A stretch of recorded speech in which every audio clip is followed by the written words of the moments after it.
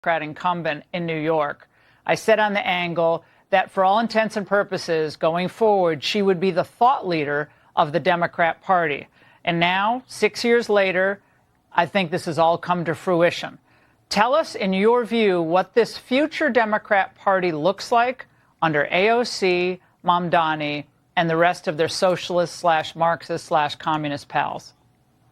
A new warning about where the Democratic Party is heading and who's really shaping it. 6 years after AOC's rise, critics say the far left wing has taken full control, turning the party towards socialism and away from American values of freedom and innovation. From New York to California, the same pattern keeps repeating: high taxes, open borders, and shrinking liberty. Is this the future of the Democratic Party, or the beginning of its collapse? Well, historically, socialists always come in after capitalists have made prosperity, and then they offer an improved prosperity. They never come in after Pol Pot or Mao or anybody else, because they know it doesn't work. And it's contrary to human nature. People like initiative. They like pride in their property. Some people like to work a lot and get compensated, some less. It gives you that freedom of opportunity.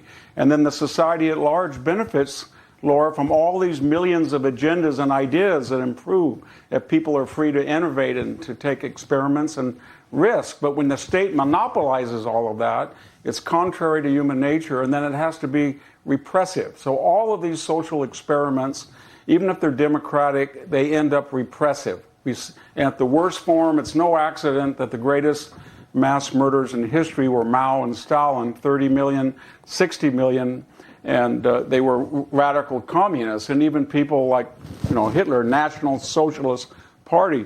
In our modern era, it took Margaret Thatcher a whole decade to undo the 40 years of socialism that had wrecked England after the war. And we saw it in Venezuela, we see it in Cuba, and the symptoms, Laura, are always the same.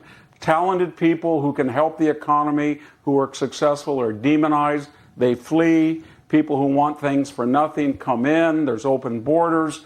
They destroy personal liberty, and they stamp out any dissent or criticism. And there's always an elite, the billionaire Castro brothers, Chavez and Maduro. They always are never subject to their consequences, their ideology. Here in California, we are becoming socialists.